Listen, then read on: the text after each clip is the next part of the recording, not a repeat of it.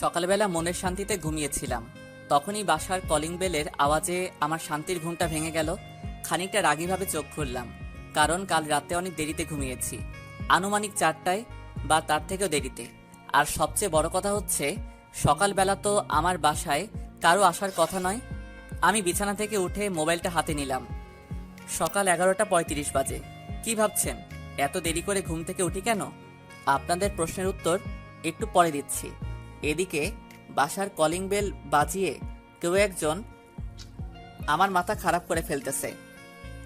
আমি তাড়াতাড়ি করে চোখ মুখে কোনো মতে পানি দিয়ে নিলাম, দরজার কাছে গেলাম, দরজা খুললাম। ভেবেছিলাম একটা ধমক দিব, কেন এত বিরক্ত করতেছে সকাল সকাল। কিন্তু সামনে তাকিয়ে দেখি একটা ছেলে, বয়সে আমার থেকেও ছোট হবে, আনুমানিক বয়স 19-20 হবে। ছেলেটার গায়ের টি শার্ট দেখে বুঝে ফেললাম কুরিয়ার বয়। তাই কিছু বললাম না, কারণ সময় মতো জিনিস ডেলিভারি করতে না পারলে তো এদের আর চাকরি থাকবে না। তাই হয়তো এতবার বেল বাজাচ্ছিল। আমি এদের বিষয়টা বুঝি, তাই কিছু বললাম না। বোঝার চেষ্টা করলাম